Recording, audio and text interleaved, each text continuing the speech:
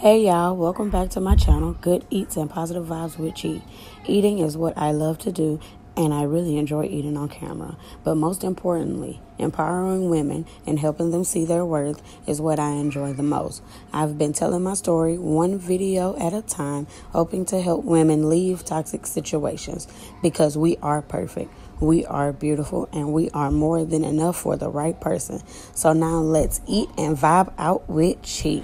Hello y'all, welcome back to Taco Tuesday and tea time. Make sure y'all like, share, comment, subscribe, do everything I need to do. Because this video, I'll be telling y'all how I lost my daughter, and then I got a few comments to say. Before they get started, I was already eating, but my laptop had died. So, but it's okay because I'm going to re-eat for y'all. Anyways, bitches ain't out here who they claim to be. They be all at your house, around your kids, around your folks and everything. Whole time they be talking about you like a motherfucking dog.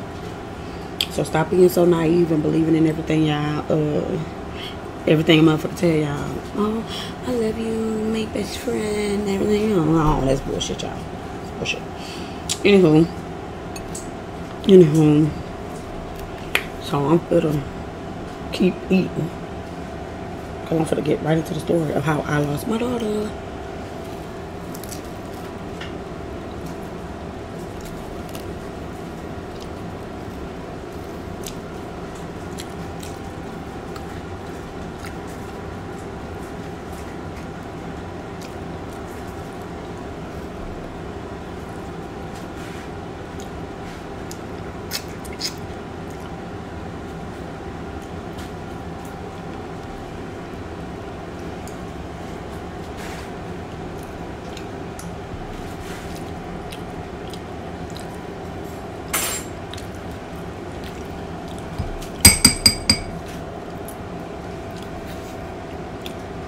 I totally forgot that was glass. Let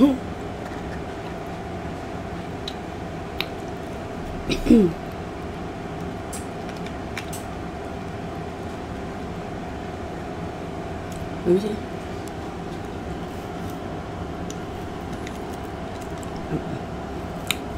Just flipping back over. When they done, I'll get them. You can have them to me, but.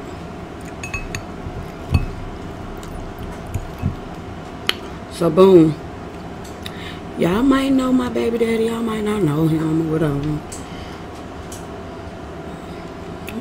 So, he had been talking to a girl that he went with before, and that I kept telling to not speak to because we was always beefing behind him, I guess. And I ain't like that because I ain't even that type of girl to be doing all that behind no dude that big to be with me, you know. And so he was working at McAllister's, and I had found out that like when he would get off of work around 10, he wouldn't come to my house until like 12 o'clock at night because he was saying he had to walk, which I know is a very far walk, so I didn't trip on it. Then I went to his phone and I found out he wasn't just, well, somebody told me, and they was just like, he lying, woo-de-woo, he ain't at work, he right there, such and such house. And I'm just like, oh yeah, how you know? Like, what makes you think you know this? You know? Oh, I got my cheese, I got some spicy picante, got some tomato, got lettuce, meat, I got a little rice, got beans, and I got some sour cream, and I got some Vlasic stackers, pickles, and I got me a little tortilla over here, and yeah, but I don't think I'm gonna eat that tortilla because baby, that's hard, and I don't like that. I ain't even gotta do all that. So I had told him to stop talking to that girl, whatever. He didn't stop talking to her. So I had called my mom and told her to come get me from San Antonio, right? Because she stayed in San Antonio. I called her and I was like, hey, I want to move up there with you. And so I told him I was going to leave. He thought everything was good and brave, baby. Little did he know. Little did he know. So when it was time for me to leave, I had one of my cousins come help me pack my stuff. Well, he ended up getting off work when I was doing that. And so he wanted to fight.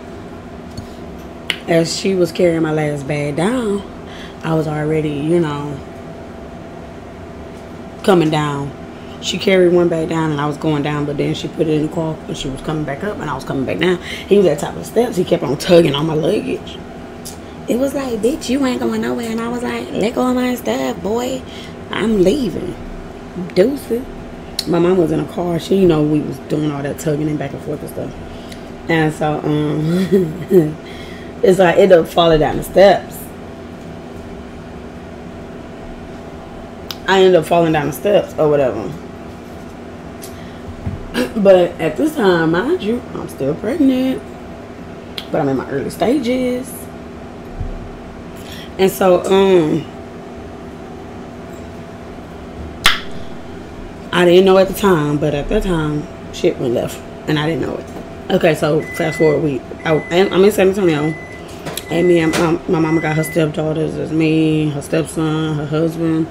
We all in there jamming to music, cleaning up, because we had like a slumber party and shit when I got there. We went to late night, Whataburger, and all types of things. The ultimate girls' night. I needed that because I had been going through the most with my baby daddy, with talking to these girls and fucking any and everything. And I just wasn't with it no more, you know?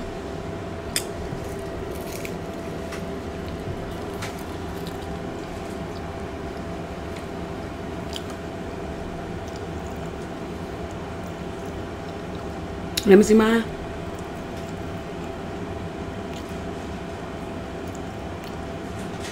Let me see mine.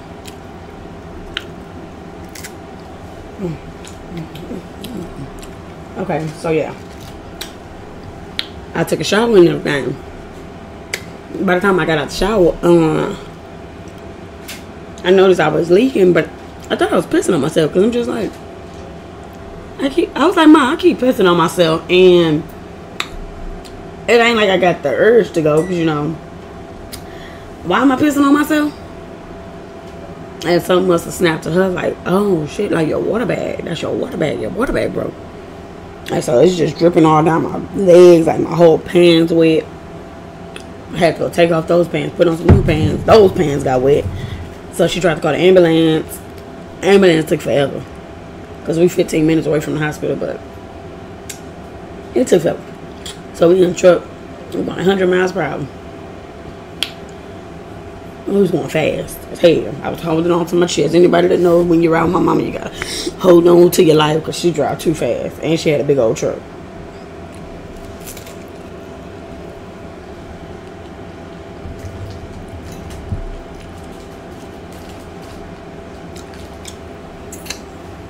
So we get to the hospital and they admit me. But they were like, your water bag leaking very slow.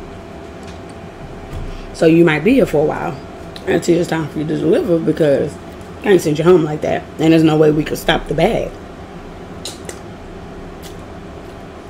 There's one in the living room.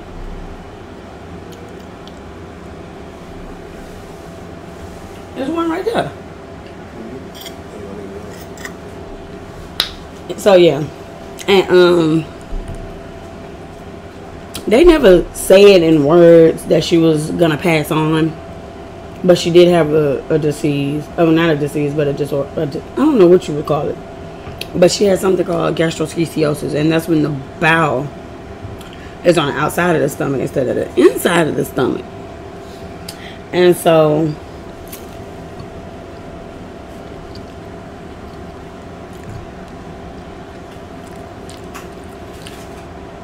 I had been in the hospital for like a month, and it was like 2 a.m. at night, and I was like, Mom, and she's like, what? I don't know, I feel something between my legs, can you look? And she was like, yeah, turn over, open your legs.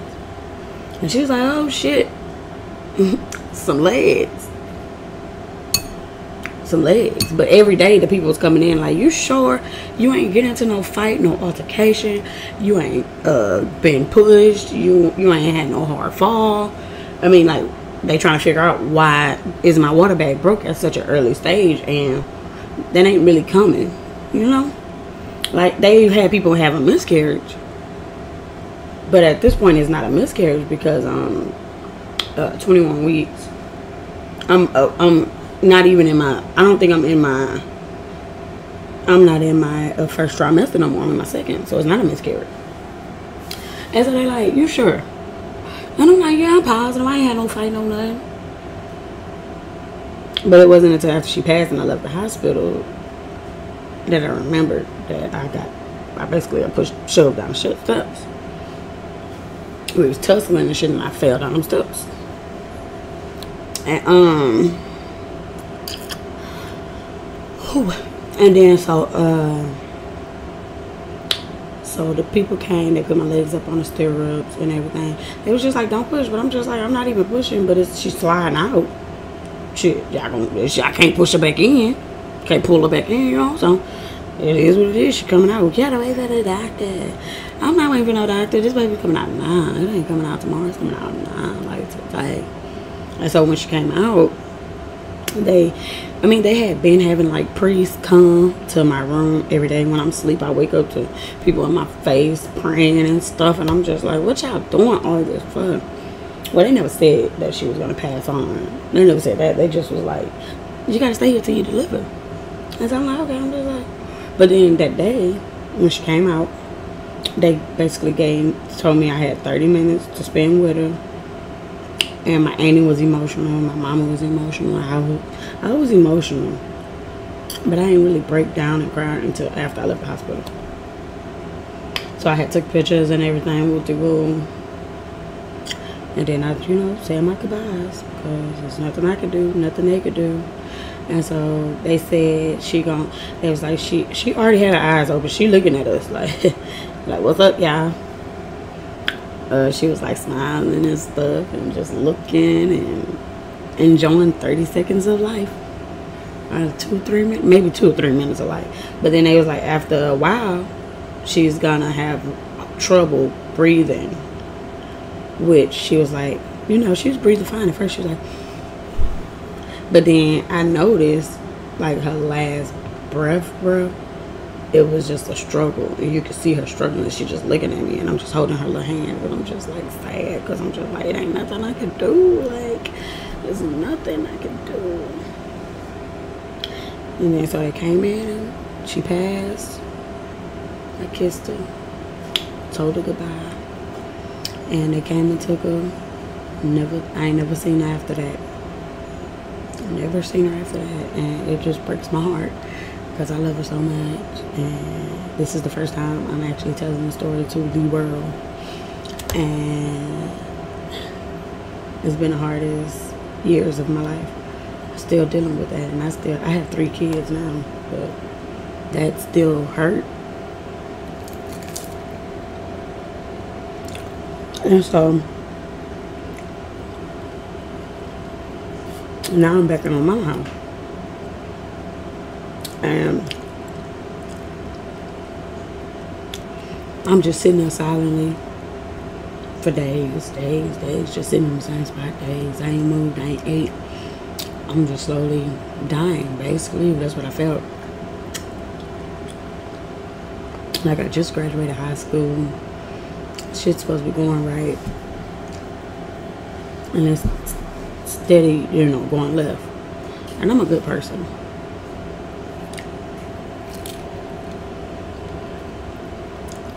I didn't deserve that. And so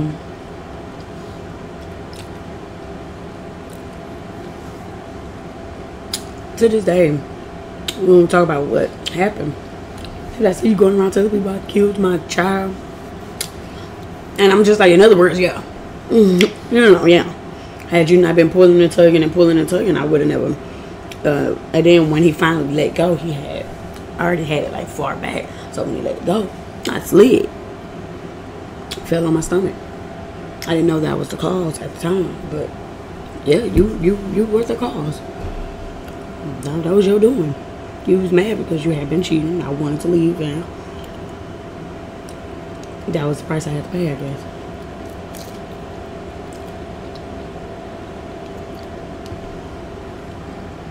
But so I ended up going back to my apartment in Galveston because I never gave my apartment up. I never did that. Because every day being in San Antonio was a constant reminder. I was supposed to move up there, start a new life for my child, get a job, work, and everything. Shit didn't pan out like that. I ended up being more depressed, more sad. Couldn't eat, couldn't sleep, couldn't drink, couldn't move. I'm just laying there. So I was wearing these glasses because my eyes was like droopy at this point. All I did was cry. All I did was cry. So when I went back to Galveston, people was like, "Oh, you had the baby? You had the baby?" And I'm just like, "She dead. She dead. I don't want to talk about it. Don't talk to me about it." I had these glasses on.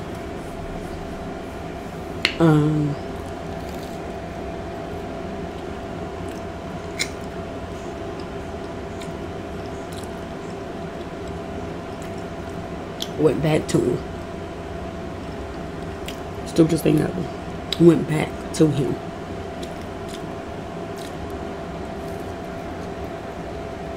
And so, I ended up pregnant with my second child. Nathan. My rainbow baby. He basically was cheating and doing all that again, so I left again. This time I was smart when I left. I left in the middle of the night when he dead ass sleep. My mom was like, "Yeah, I'm already in Galveston. Just call me when you go to sleep and I'm gonna come get you." I was like, "Okay. Okay." This time, I'm in San Antonio. I'm working. I'm skinny as hell. I'm a size 4 in pants. I had lost so much weight from being depressed with my daughter when I lost her. So people are like, "Where the baby at?" And I was just like, "In my stomach." And they just like, "How? You ain't got no stomach." And I pull up my pants, take the pants from over my stomach, and they're like, "Damn, it fit in your pants." I'm like, "Yeah, hello. Don't y'all babies be in y'all pants too?" And they're like, "Hell no. Like, you know, we big." That's some skinny people shit right there. And I don't know, y'all. I ended up getting an apartment. I had these cool people taking me to and from work. I had roommates. And so since I basically had broke things off with him, he was coming to visit. He was coming, he was coming to visit.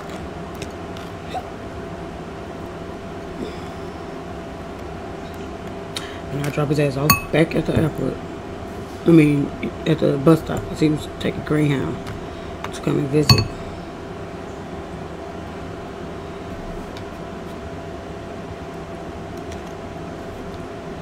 Yeah, that pickle inside of here be the bomb, man. And, shit was going really well. I had already bought all the baby stuff by myself. I didn't even know her.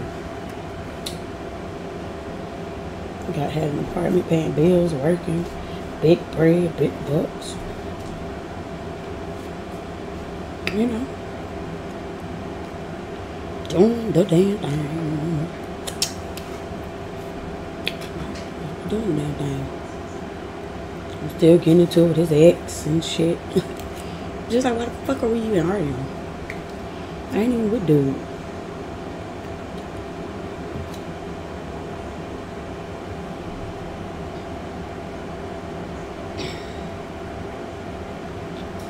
So, I'm just like, ended up having my son. And by this time, Nathan had moved. I mean, my baby daddy had moved to San Antonio. He was living up there.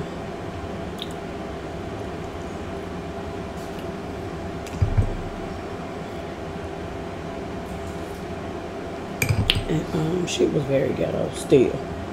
My mama had got him a job at the Dairy Queen that we was all working at.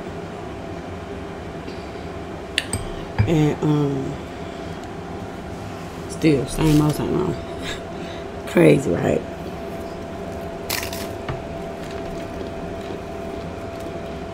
Well, baby Nick was 6 weeks. And when I got home from work one day, he had his bags packed and he left. So I stayed in my house. He got mad because I'm talking to the same girls in Galveston. Bye, deuces. But then want to text me and call me every day. Want to know what I'm doing, who I'm with. Why I'm with this person, why I'm with that person. Shit was very ghetto.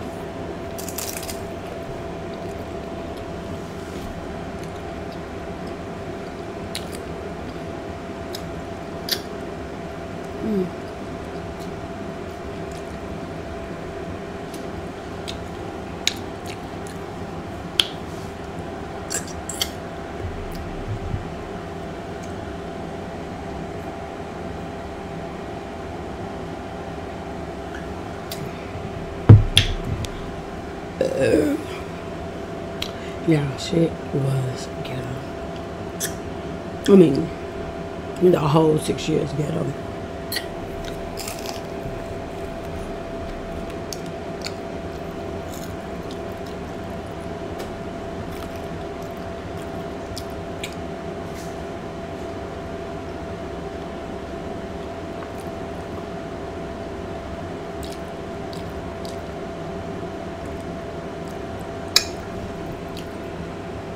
But you know what they say, you're gonna keep on being dumb until you find just at your breaking point.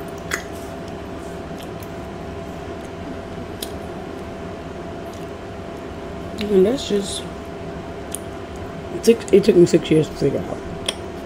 Once I was just at my breaking point.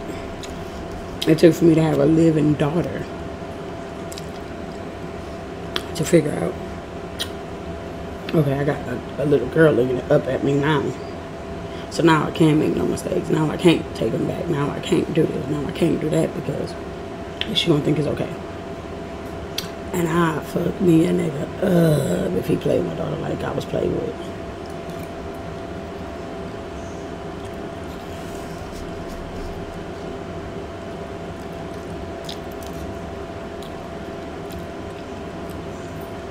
Now he be like, every nigga do my daughter anything, I'm gonna want to shoot.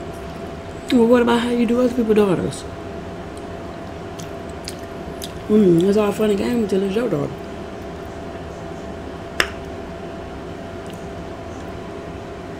So to his friends, you think I'm just out here receiving child support because I want to be bitter now? The nigga done something to me. And a lot of y'all knew what he was doing and what he was up to. And instead of telling him when he was wrong, y'all encouraged him to leave me and his kid. Instead of telling him to get his shit together, y'all thought it was cute. It was funny. It was funny, huh? No, I'm gonna have the last laugh. For sure. My work with him ain't done. I'm done with him, but my work with him ain't done. For shit show.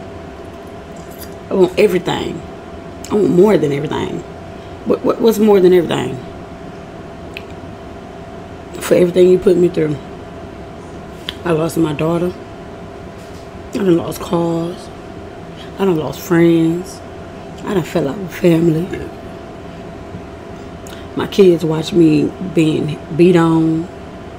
All types of shit. I want everything. And I'm not stopping till I get it all. Everything. I want it all. What Monica say? I want it all. Y'all know that song. I want it all. And for two you girls that's tired of me talking about what I've been through, delete me, block me, unadd me, I don't give a fuck. That ain't gonna suffer. You're right, I took them back. I took them back probably 1,000 times. But I ain't taking them back now. But I want my story to be heard. I want people to know what the fuck I've been through. I want motherfuckers to know that it's not okay to keep accepting the same old shit because you love a motherfucker. I feel like other women deserve to know when to fucking leave. I'm never gonna stop talking about it. I'm gonna talk about it till I'm dead. I'm not taking it to my grave. I'm gonna let it the fuck out. I don't care.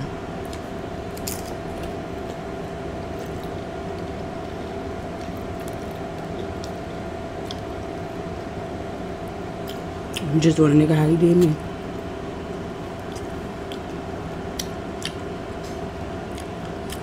But yeah, Taco Tuesday was fun, guys. R.I.P. to my daughter. I've been out here screaming 6:30:15, and I'm gonna scream at 6:30:15 to the day I die and meet my baby girl again. But yeah.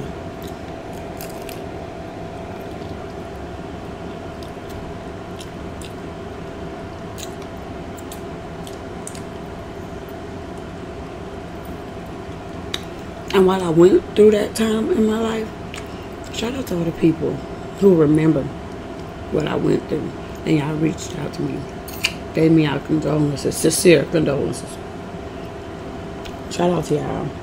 Y'all real MVP. Shout out to my mama for making sure while I was in hospital I had my favorite blanket, nail polish, books, crossword puzzles, all of my favorite snacks, top snacks. Thanks for putting up with my nagging every day. Thank you for never giving up on me when I was spazzing out. I was mad. I was hurt.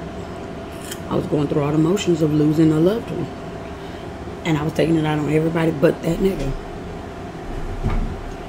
And I can admit that now. So, in loving memory of Naraya Renee Haywood, baby girl, you are missed. Mama never forgot about you, and I'ma love you forever. I always have, always will, never gonna stop. Everybody gonna know your name. Everybody gonna know your story.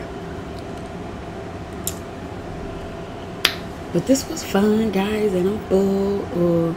I ate 2 tacos on this video, but I also ate 2 tacos on the other video when my laptop had died. So, y'all know my favorite saying when it's time for me to go. Bye. My new slogan. I was in Walmart today, and I was washing my hands in the bathroom, and a girl was like, "You goodies for Chi, huh?" And when she was leaving out the bathroom, she was like, "Bye." Bye. The new slogan. So when y'all see me, throw up your tubes and say bye. Until next time, tea time was good. Hopefully this video don't make people mad. I'm just telling my story. Tell your side of the story too. To all the girls out there, tell y'all side of the story. Because I want to know that nigga is a dog. I want the world to know that nigga is a dog. Bye.